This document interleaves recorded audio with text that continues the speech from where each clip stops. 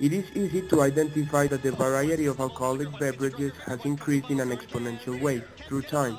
There is an enormous variety of drinks for almost every situation, but there's one that has been around us for almost 10,000 years and that almost nobody knows its story. Beer. Beer is as old as civilization, and it has been an important part of society in almost every context in history.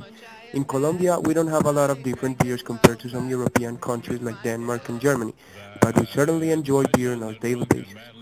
In the first part of the document, we will be discussing a beer in general about how this amazing beverage is produced. We all know that there is a difficulty in making up our minds in the opinion if beer is healthy or unhealthy, because there are a lot of different opinions in this matter.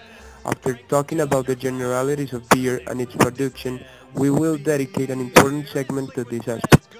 We all know that in Colombia we have some good beers and some not as good, and we consider very important to speak about the most important and recognized of them in this documentary.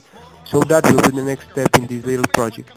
But how could we say that this little video is a documentary if it doesn't talk about the history of beer? But before revealing the true story behind this beverage, we would like to talk about the misconceptions people have about it and why do they think those are the origins of this beverage. So with that, we start this adventure around this alcoholic beverage that has been around us for so long and that promises to stay with us for much more time.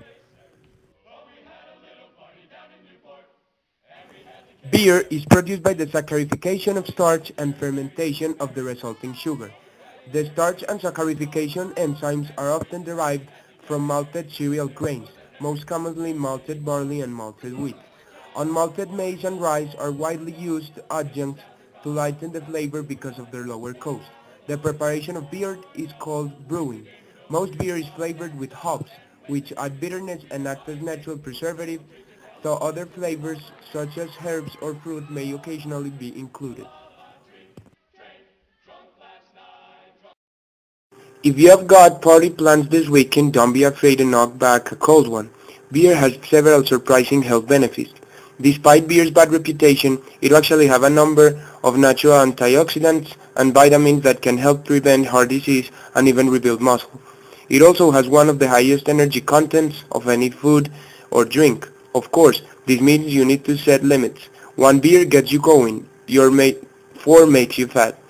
If you're worried about dehydration, keep in mind that beer is 93% water. Also, according to a Spanish study, beer may actually provide better hydration than H2O alone when you're sweating it out under the sun. So with all of this in mind, which kind of beer should you reach for? Calorie-wise, you may be tempted to grab a light beer, but for health benefits, a dark beer is the better choice. Dark beers tend to have the most antioxidants, which help reverse cellular damage that occurs naturally in the body. A recent study published in the Journal of the Science of Food and Agriculture has also found that dark beer has higher iron content compared to lighter beers. Remember, iron is an essential mineral that our body needs. Iron is a part of all cells and does many jobs including carrying oxygen from our lungs throughout the rest of our bodies. Another good choice is microbrews, which are healthier than mass-produced cans because they have more hops. Hops contain polyphenols, which help lower cholesterol, fight cancer, and kill viruses. Just remember the golden rule: everything in moderation. You don't want to embarrass yourself in front of your friends by drinking too much, and you certainly don't want to put yourself at risk for any long-term health effect like liver problems, kidney disease, and heart disease.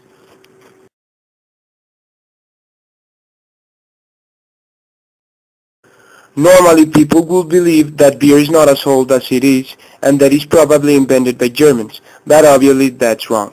Ale is one of the oldest beverages humans have produced, dating back to at least the 5th millennium BC, and recorded in the written history of ancient Egypt and Mesopotamia. As almost any cereal containing sugar can undergo spontaneous fermentation due to wild yeasts in the air, it is possible that beer-like beverages were independently developed throughout the world soon after a tribal culture had domesticated cereal. Chemical tests of ancient pottery jars revealed that beer was produced about 7,000 years ago in what is today Iran, and was one of the first known biological engineering tasks where the biological process of fermentation is used in a process.